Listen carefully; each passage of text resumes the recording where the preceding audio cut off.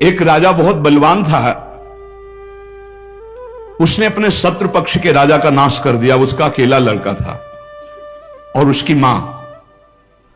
अब हर समय शत्रु पक्ष का राजा इस चाल में रहता था कि उस बालक को मार दें तो निष्कंटक अधिकार। और उसकी मां बड़ी भागवत थी, रात दिन भजन करती, भगवान से प्रार्थना करती कि भगवान मेरे बालक की रक्षा करना।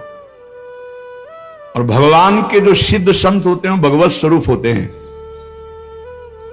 उन्होंने विचार किया,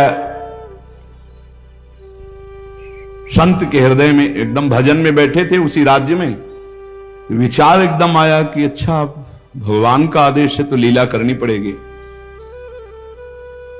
और लीला का उस समय इंतजार करने लगे। तो जो राजा बलवान था, जिसने शत्रु पक्ष के राजा को मारकर उसके लड़के को मारने को ठाना था, उसकी राजकुमारी थी, उसके स्वयंवर की रचना की जब बात आई, कमंडल उठाया, लंगोटी कस के बांधी कमर में, पहुंच गए दरबार में। और वो परिचित थे तपस्या और उनके भजन से। जे भी देखा तो साष्टांग दंडवत राजा हुए। देखो, बाहरी आचरण से कैसे भी नहीं जाना जा सकता महात्मा के स्वरूप को, उनकी लीला को। राजा को मालूम था कि ये बड़े प्रसिद्ध और तपस्वी महात्मा हैं। राजा ने तत्काल अपनी कन्या को बुलाया, प्रणाम करो आप, महाराज आए हैं। राजकन्या बुलाई गई, महात्मा के चरणों में प्रणाम हुआ। महात्मा ने ऐसे देखा नक्सिक तक और कहा, इस लड़की का तो विवाह हम करेंगे, किसी राजकुमार से न कर देना।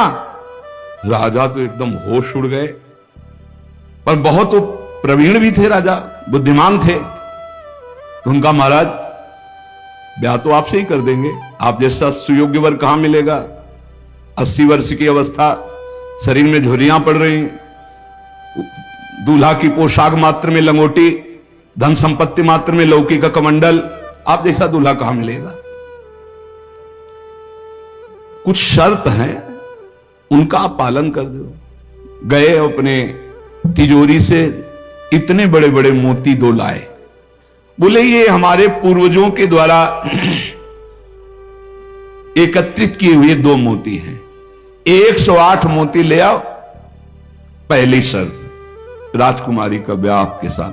देख रहे थे, हालत देख रहे। महात्मा ने कहा, हाँ हाँ 108 क्या होते, ले आएंगे। बोले मोती देख लो। बोले लाओ, जब साथ रहेंगे तो उसी नाप के ले आएंगे। राजा ने सोचा इनको, और बोले महाराज लगन के पहले, क्योंकि लगन निकल गई तो फिर बात कैसे बनेगी। तुम चिंता मत, तुम्हारे कुल की प्रथा पूरी करूंगा और कन्या से विवाह करूंगा। पर एक बात ध्यान रखना, अगर विलंब हो जाए तो किसी के साथ पाणिक ग्रहण नहीं कर देना, नहीं तो जो आ गया। दूसरे से ब्याह की सोचना भी मत। अब राजा ने कहा, जैसे आ गया। उन्होंने सोचा महात्मा मोती लेके जाएंगे, 2-4-6 दिन घूमेंगे, निराश होकर वापस आ जाएंगे। उनको क्या पता था कि जो भगवान के दास होते बड़े जिद्दी स्वभाव के होते हैं। अब वो ऊंचे दर्जे के सिद्ध महात्मा हाथ में मोती लिए हुए पहुंचे। विचार किया कि यार मोती किससे मांगूं, किससे खोजूं, कहां जाऊं। तो उनका समुद्र को रत्न गर्भा कहा गया, क्योंकि समस्त रत्न है, रत्नाकर है, सब रत्न उसमें विराजमान। समुद्र ही से सीधे मांग लेते हैं चल के। गए, ध्यान आया कि 3 दिन तक भगवान राम जो है उपवास करके बैठे रहे, नहीं आया तो हम तो 30 दिन बैठे रहेंगे तो नहीं आएगा, क्या करें। तो लौकी का कमंडल था, कमंडल उठाया, उलीचने लगे।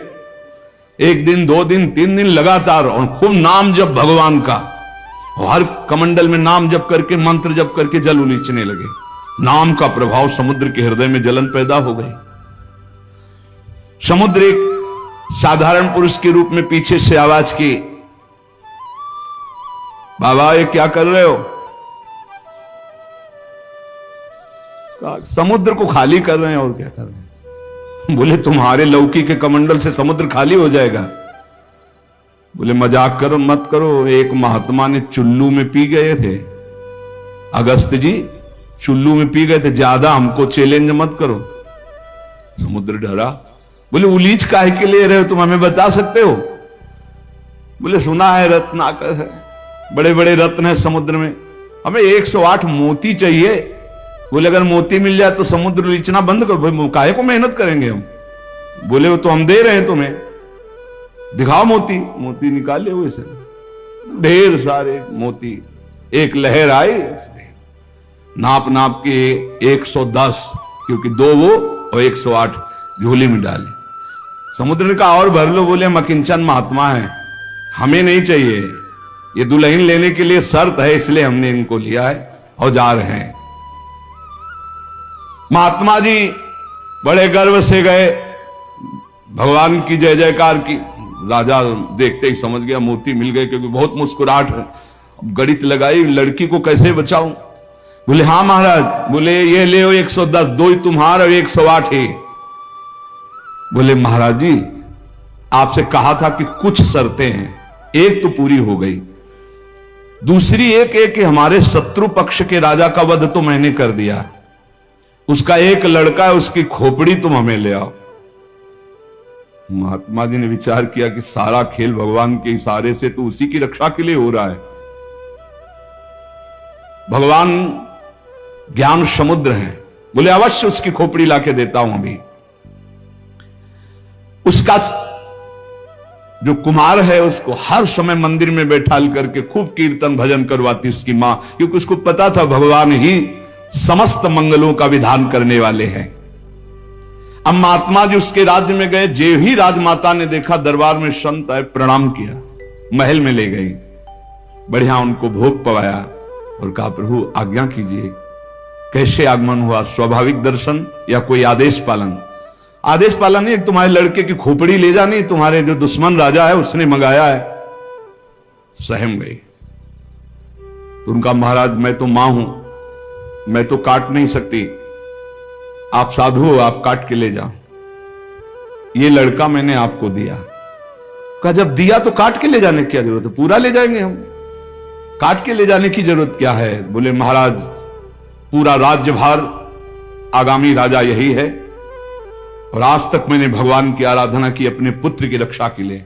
संत और भगवान में मैं कभी भेद नहीं देखती, इसलिए आपकी वस्तु आपको समर्पित है, चाहे वहां मार देना, मरवा डालना या जैसी आपकी रुचि हो। इतनी बड़ी संत पर श्रद्धा। वो मुस्कुरा कर बोले जब हमें दे दिया तो तुम हमें उपदेश मत दो, मुझे क्या करना है पता है। महात्मा जी गए, बोले राजा तुम सर मांग रहे थे, हम पूरा लड़का ले आए, पर ध्यान रहे एक भी बाल बांका नहीं होगा, पहले भावरे फिरेंगी, इसके बाद तुम्हें जो मनावे सो कर देना। राजा ने बहुत खुश हुआ, बोले बंदी नहीं, बिल्कुल ऐसे ही राजकुमार की तरह बैठा लो, हमारा ब्याह हो जाएगा, हम दुल्हन लेके चले जाएंगे, फिर तुम्हारा जैसा मनावे वैसा करो। राजा राजी हो गया, सिंहासन पड़ा, राजकुमार की तरह बैठा, दुल्हन सजा, तो सब शर्त पूरी हो गई थी। वर पक्ष की जहां बैठक वहां बैठे महात्मा जी, वही जनाती वही बराती, उनके कौन कोई तो था ही नहीं। महात्मा जी विवाह मंडप के नीचे बैठे हैं, आचार्य आए, पूरा दूल्हा भेष सजाया गया महात्मा जी का, लंगोटी में, केवल लंगोटी कमंडल। संत की लीला। कन्या आई, महात्मा ने कहा रुको, एक बार देखा तुम्हारे योग्य नहीं हो, हे राजा ये तुम्हारी लड़की हमारे योग्य नहीं। तो महाराज आप ही बोले थे, अब मतलब अब बेइज्जती तो मत करो, बिल्कुल भावरे पड़ने वाली।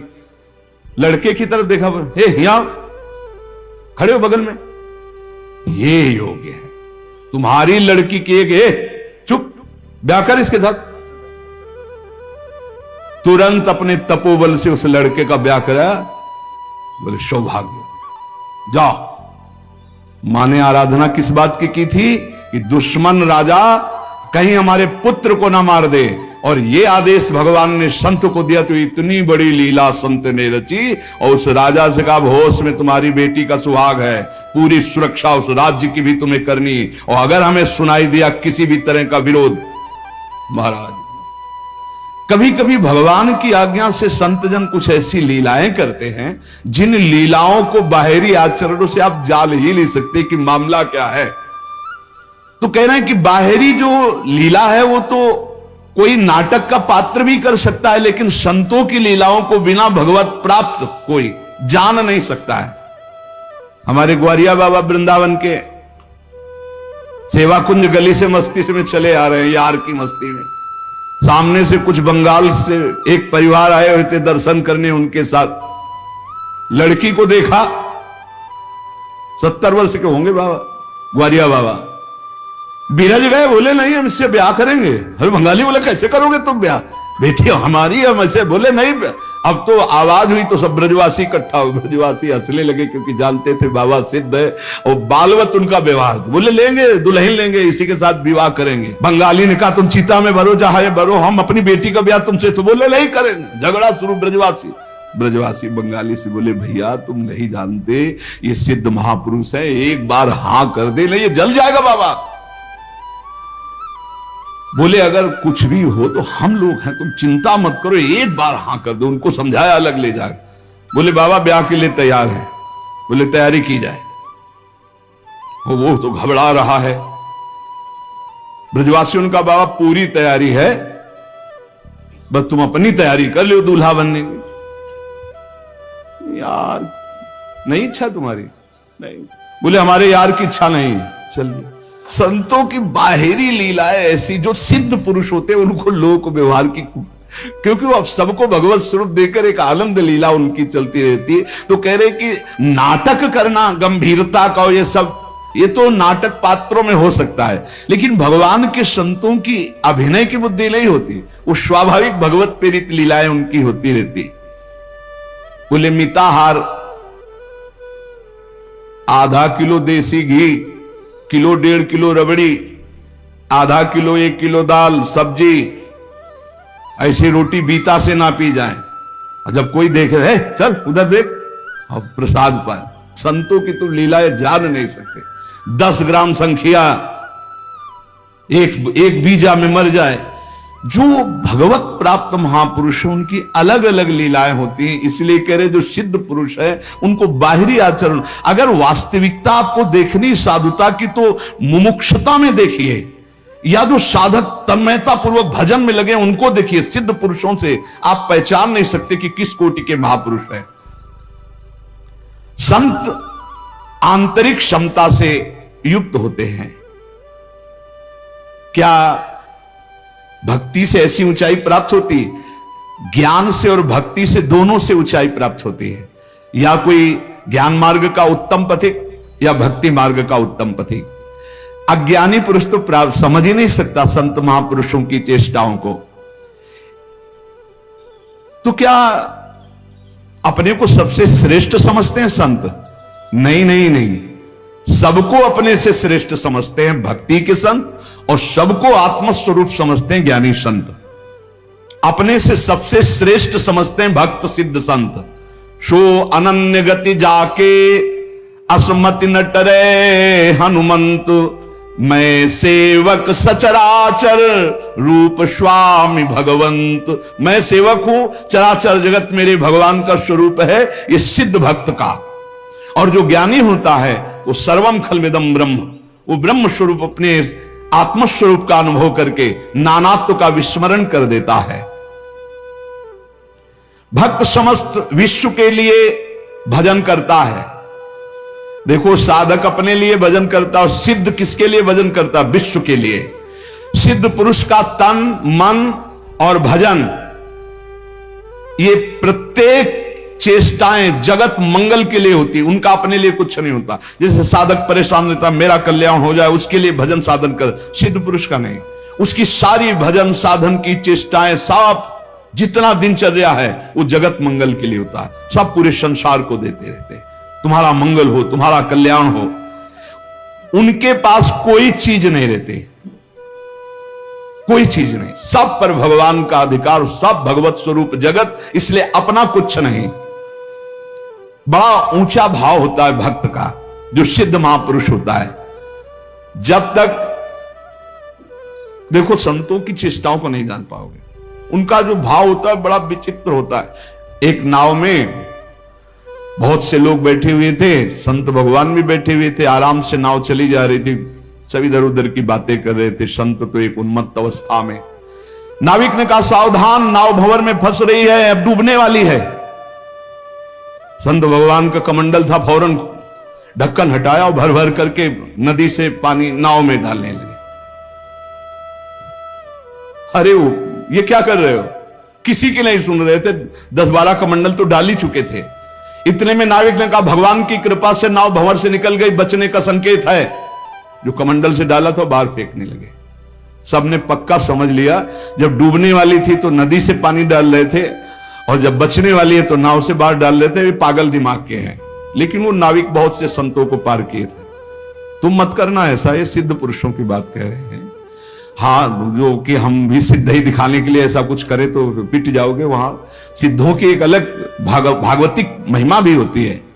बाहर गए तो सब चले गए थे, इसके बाद साष्टांग प्रणाम किया। नाविक ने कहा महाराज जी इतना तो आप कृपा करके बता ही दीजिए, क्योंकि मैं प्रायः संतों को यहां से पार करता रहता हूं, तो संत कृपा हम पर है।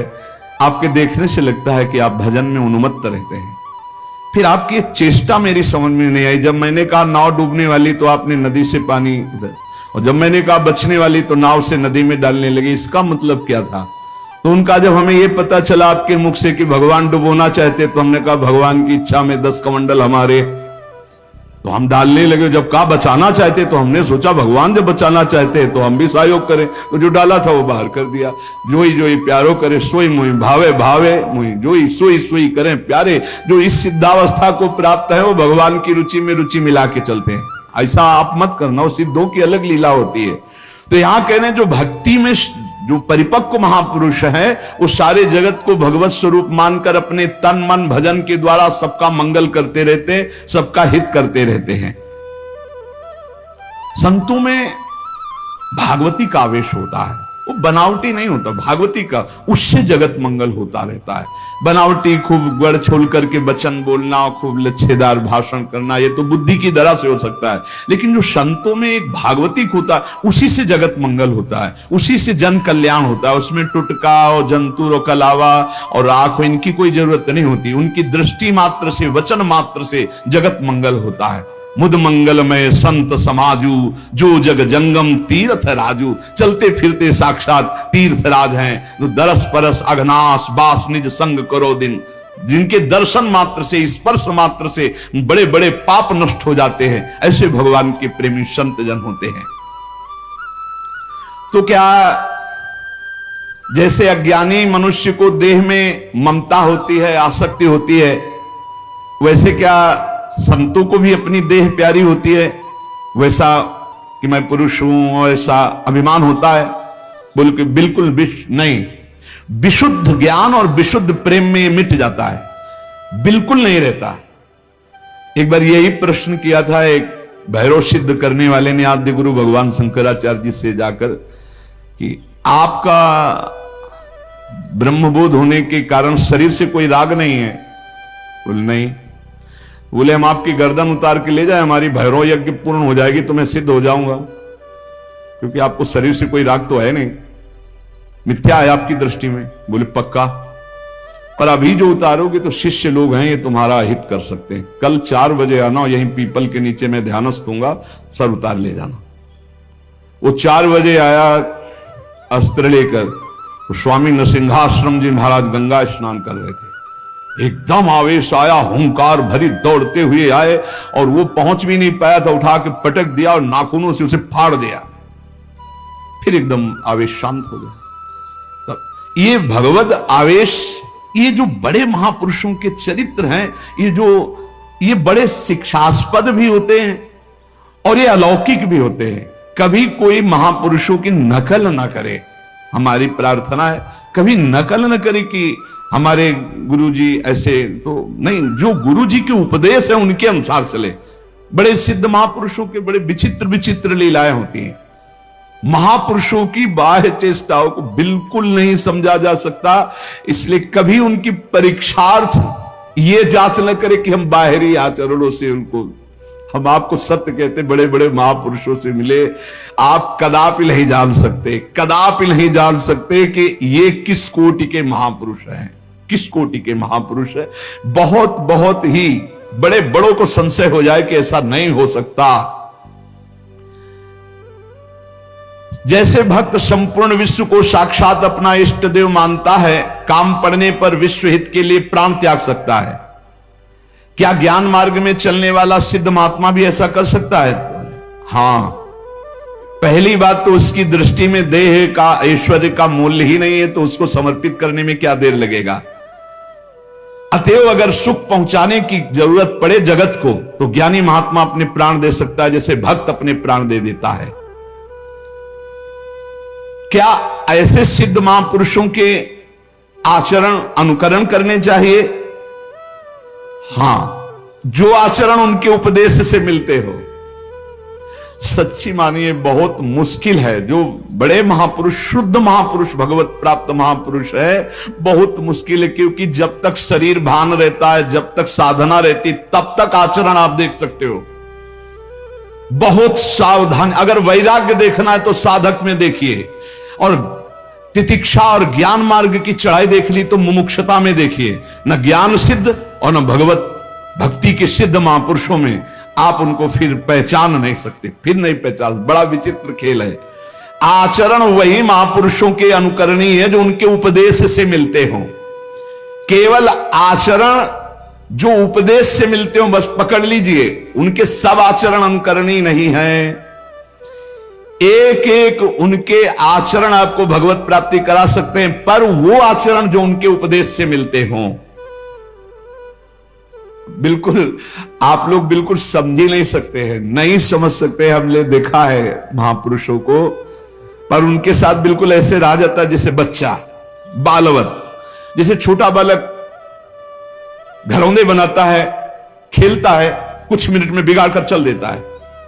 महापुरुषों की बड़ी विचित्र गति होती, इसीलिए लिखा है मात संगस्त दुर्लभ हो। फिर एक शब्द लिख दिया देवर्षि नारद जी ने, अगम्य हूं, आप निर्वाह नहीं कर सकते हो, अगर कर ले गए तो अमोघस्य, निश्चित भगवत प्राप्ति, निश्चित भगवत प्राप्ति। एक बार महाराज चक्रवर्ती सम्राट मरुत 100 यज्ञ का अनुष्ठान किया, और 100 यज्ञ करने वाला देवराजेंद्र का अधिकारी हो जाता है, जो पद है वो। देवराजेंद्र ने सोचा कि अब कैसे रोका जाए, तो उन्होंने वशिष्ठ जी से सीधे जाके, तो वशिष्ठ जी खड़े होकर आदर किए, क्योंकि त्रिभुवनपति देवराजेंद्र देवताओं के। देवराजेंद्र ने कहा हम यज्ञ के लिए तुम्हें आचार्य रूप में, तो उनका मरुत ने पहले मुझे स्वीकार कर रखा है क्योंकि मैं उनका कुलगुरु हूं। तो उनका मनुष्य की स्वीकृति से ज्यादा देवताओं की स्वीकृति होती है, मैं देवराज हूं, मैं आपसे निवेदन कर रहा हूं कि मैं आचार्य पद में आपको स्वीकार करता हूं, क्या यह शास्त्र सम्मत नहीं है? उनका ये तो शास्त्र सम्मत है, पहला अधिकार आपका ही है, आप यज्ञ भोक्ता देवता, इसलिए मैं स्वीकार करता हूं आपका आचार्य पद, यज्ञ कराने मात्र के लिए। वैसे देवताओं की कुलगुरु तो भगवान बृहस्पति देव हैं। इस ईर्ष्या कि कहीं ये 100 यज्ञ पूरी न, अब महाराज मरुत को जवाब दे दिया कि हम नहीं करा सकते। संकल्प पूर्ति महापुरुष इस पर बहुत ध्यान देते हैं कि जो हमने नियम लिया उसकी पूर्ति हो। मरुत जी व्याकुल हो गए और संत सेवी थे। एक दिन देवर्षि नारद जी आए भगवत प्रेरित। देवर्षि नारद जी से अपनी व्यथा बताई कि हमारा तो सर्वस्व लुट गया, हमारे आचार्य को ही देवराजेंद्र ने अपने पक्ष में कर लिया और उन्होंने मना कर दिया, अब हमारा संकल्प अधूरा रहे। तो बोले तुम्हें बताएं, एक महात्मा है जो तुम्हारी यज्ञ करा सकते हैं, इस समय काशी में है, और उनका नाम संवर्त ऋषि है, और वो बृहस्पति जी के भाई है, पर वो रहते हैं प्रच्छन्न वेश में, अवधूत वेश में। अगर वो स्वीकार कर लिए तो ही यज्ञ हो सकती, नहीं त्रिभुवन में अब कोई यज्ञ वेत्ता नहीं है जो आपकी यज्ञ करा सके, क्योंकि देवराज इंद्र जब वशिष्ठ जी को अपने में, तो फिर अब कोई वो करा सकते हैं। मरुत ने अपने संकल्प की पूर्ति के लिए कहा मैं पहचानूंगा कैसे? बोले उनको घृणा है तो सिर्फ सबसे घृणा है, और रोज 24 घंटे में एक बार विश्वनाथ जी के दर्शन करने जाते हैं। तो विश्वनाथ जी के मार्ग में आप 100 रख देना, जो अवधूत विचक करके भागता नजर आवे तो जान लेना वो महाराज संवर्त ऋषि हैं। ऐसा ही हुआ किया महाराज मरुत ने। दिन भर इंतजार करते रहे, देखा एक पागल जैसे प्रक्षण ऋषि, जो ही देखा सो तो भाग करके दूसरी तरफ पीछे भागे मरुत जी। अब वो समझ गए कोई मेरा पीछा कर रहा है, तो भागे गंगा के किनारे की तरफ। पेशाब करके ऊपर फेंक देना, थूक देना, ईंट मारना, रज मारना, ऐसे सब। वो कुछ नहीं, विचलित नहीं हुए, हाथ जोड़े भागते ही रहे। एकांत में गए, बोले क्या चाहते हो? बोले महाराज मेरा नाम मरुत है, मैं आपको आचार्य पद पर स्वीकार करता हूं, यज्ञ कराना चाहता हूं। देख ले, समस्त देवता तेरे खिलाफ हो जाएंगे, और अगर तूने मुझे फिर आचार्य पद से हटाया तो तुझे भस्म कर दूंगा। अगर मैं आचार्य पद पर बैठा रहा तो किसी भी त्रिभुवनपति की ताकत नहीं है कि तेरी यज्ञ में विघ्न पैदा कर सके। बोले इसीलिए वर्ण कर रहा हूं, प्राण चाहे चले जा, मैं आपको नहीं छोड़ सकता। संवर्त ऋषि आचार्य रूप से जब यज्ञ के लिए बैठे तो अग्नि देवता आए, उन्होंने कहा आहुति स्वीकार नहीं करेंगे, बंद कर दे, मरुत यज्ञ को बंद कर दे। तो संवर्त ऋषि ने कहा तुम मेरे मंत्र से आवाहन करने पर स्वीकार करोगे, अगर नहीं स्वीकार करोगे तो मैं मंत्र के द्वारा तुम्हें भस्म कर दूंगा। तपोबल से अग्नि देवता को भस्म। अग्नि देवता थर्रा के गए, देवराज इंद्र से कहा बहुत बेढप महात्मा है, मंत्र बल से युक्त है, वो मुझे भस्म कर देंगे, मैं थर्रा गया हूं। देवराज इंद्र जे ही आहुति प्रारंभ हुई, देवराज इंद्र वज्र लेकर प्रकट हुए मरुत को दंड देने के लिए। ऐसे केवल कर दिया तो वहीं वज्र लिए ऐसे खड़े हो गए। बोले जब तक यज्ञ होगी ऐसे खड़े रहोगे, और जो आहुति दोगे हर देवता स्वीकार करे। बोले हर आहुति स्वीकार करेंगे, ऐसे कब तक वज्र लिए खड़े रहेंगे, आप कृपा करो। तो जो भजन में डूबे हुए अवधूत कोटि के महापुरुष हैं, बड़ी अपार सामर्थ्य होती है, पर इनके बाहरी व्यवहार, बाहरी आचार ऐसे होते हैं कि जाना नहीं जा सकता। बाहरी व्यवहार, बाहरी आचरण संभाल संभाल करके साधक करता है, चाहे ज्ञान मार्ग का हो, चाहे भक्ति मार्ग का हो। और जो भगवत प्राप्त महापुरुष हो गए, अब उनको कोई फर्क नहीं। इसीलिए श्रीमद् सुधा निधि में एक श्लोक लिखा है, कर्माणि श्रुति बोधितानि नितराम कुर्वन्तु कुर्वन्तु मां गूढ़ाश्चर्य रसास्त्रगादि विषयान् गृह्णन्तु मुञ्चन्तु वा कैर्वा भाव रहस्य पारगमति श्री राधिका प्रेयसा। ऐसे उत्तम रहस्यमय भाव में डूबे हुए महापुरुष। तो क्या इन महापुरुषों के आचरण शास्त्र के प्रतिकूल भी होते हैं क्या, जिन्हें पापाचरण कहते हैं? कदापि नहीं, क्योंकि सिद्ध ही हुए हैं शास्त्र अनुकूल आचरण करके। पापाचरण नहीं होते, पर बड़ी उनमें दिव्यता होती। जैसे आद्य गुरु भगवान शंकराचार्य जी ने मछली ऐसे खाई तो कुछ शिष्यों ने पाली। भक्तमाल जी में भगवान शंकराचार्य जी के पावन चरित्र में लिखा हुआ है, जब आगे चल करके गला हुआ कांच पीने लगे, अब सब चुप थे, बोले पियो। ऐसे किया तो जीवित मछली निकले। अब वो महायोगी जो सिद्ध पुरुष हैं, उनकी होड़ हम थोड़ी कर सकते हैं। उनके द्वारा जो आचरण हो रहे हैं कोई पाप थोड़ी हो रहे हैं। अब कह दे कि उन्होंने मछली खाई, हम भी पाप। अब वो जब ऐसे किए तो सब लीवर में फंस चुकी थी और वो जिंदा निकाल दिए। तो महापुरुषों के आचरण जो उपदेश से मिलते हो, उनको हम बाहरी कैसे जाने कि ये संत हैं जिनसे हम जुड़ करके अपने जीवन को सार्थक करें? पहला, जिनके जीवन में किसी भी से द्वेष नहीं है, किसी भी से द्वेष नहीं, किसी भी से द्वेष नहीं। चराचर जगत में सेवकवाणी, हरिवंश नाम लीन जे अजात शत्रुते सदा। उनके हृदय में किसी के प्रति शत्रुता नहीं। पहला लक्षण है किसी से द्वेष नहीं। मानो आपसे नाराज हो गए तो द्वेष पूर्वक नहीं नाराज हुए, आपको सद आचरण बताने के लिए, सद में प्रतिष्ठित करने के लिए। आप फिर थोड़ी देर बाद मिले, फिर आपको मुस्कुराते मिलेंगे। यह नहीं हो सकता कि उनके अंदर द्वेष हो जाए। वो एक ऐसे उबाल आई है आपके कल्याण के लिए, वो आपको डांटा, आपको सही मार्ग बताया, फिर जब आप मिले फिर वैसे मृदु स्वभाव से मिलेंगे। कोई उनके अंदर द्वेष नहीं होगा। और द्वेष जिसके अंदर होता है तो सालों चलता है, पूरे जीवन भर चल जाता है, देखते ही जल जाएगा वही आदमी है जिसने ऐसा। दूसरा, उनका सबके प्रति प्रेम भरा व्यवहार होता है। संतों का सबके, एक होता बनावटी प्रेम तुमसे कुछ लेने के लिए, और एक होता निरपेक्ष प्रेम जो भगवत दृष्टि में होता है। उसमें चिपकाव नहीं होता, ध्यान रखना, माया का चिपकाव नहीं होता। उसमें मीठे वचन चाटुकारिता नहीं होती, जिसको आप समझते हो कि सांसारिक प्यार नहीं होता। उनमें निरपेक्षता होती है और भगवत भाव वाला प्यार होता है। तीसरा, उनके अंदर भेदभाव नहीं होता अपना पराये का। पर आप पीछे सुन चुके हैं, विशेष प्रियता, विशेष श्रद्धा, विशेष समर्पण वाले के प्रति दिखाई देगी। वस्तुतः उनके हृदय में समता है, पर दिखाई देगा ऐसा। जो विशेष श्रद्धा और विशेष समर्पण, तो वहां विशेष पक्षपात दिखाई दे। जैसे भगवान समूहम सर्वभूतेषु, लेकिन भक्तों में पक्षपात करते दिखाई देते हैं, द्वेषियों का वध करते दिखाई देते हैं। है तो सम, लेकिन भक्ति ने उनको भगवान के हृदय में पक्षपात प्रकट कर दिया। ऐसे ही संत सम है, आपका समर्पण और आपका प्रेम पक्षपाती बना देगा उनको। भाव अंदर से समर्पित सबके प्रति, भेदभाव रहित। चौथा, श्री भगवान के सिवा कोई अपनापन नहीं कहीं किसी से भी। ये संत की पहचान, भगवान के सिवा किसी से अपनापन नहीं। ये अपने हैं, ये शब्द नहीं। मेरे तो गिरधर गोपाल, दूसरों न कोई। संत की स्थिति में, आंतरिक स्थिति में केवल भगवान, और वही सब रूपों में है, इसलिए सबसे प्यार।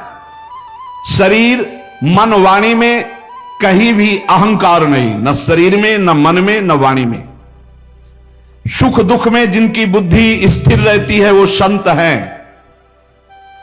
अपना बुरा करने वाले के प्रति सामर्थ्य है दंड देने की, पर दंड ना देकर उसको क्षमा करना, ये संत का स्वभाव है। सामर्थ्य है, अच्छे से दंड दे सकते हैं, तप के द्वारा दंड दे सकते हैं, समाज के द्वारा दंड उनको दिला सकते हैं, लेकिन वो क्षमा करेंगे। संत का स्वभाव दंड देना नहीं। अनुकूल और प्रतिकूल वस्तु या परिस्थिति या व्यक्ति या स्थिति में बराबर संतुष्ट रहना। चाहे अनुकूल परिस्थिति हो, चाहे अनुकूल व्यक्ति हो, चाहे अनुकूल घटना हो, या प्रतिकूल परिस्थिति हो, प्रतिकूल वस्तु हो, प्रतिकूल घटना हो, वो समान स्थिति हृदय की रहना। चित्त का निरंतर योग युक्त रहना। योग युक्त किसे कहते हैं? निरंतर भजन चलते रहना। तेसाम सतत युक्ता नाम भजताम प्रीतिपूर्वकम ददामि बुद्धि युगम तम। निरंतर भगवान के चिंतन में डूबे रहना संत का लक्षण। चेहरा बता देता है कि भगवान में डूबा है कि संसार का चिंतन हो रहा है। जो भगवान में डूबा होता है उसकी एक अलग अलौकिकता होती है, उसके नेत्र, उसके मुखारविंद से एक आभा प्रकट होती रहती है। जो भगवान में डूबा होता है वो मन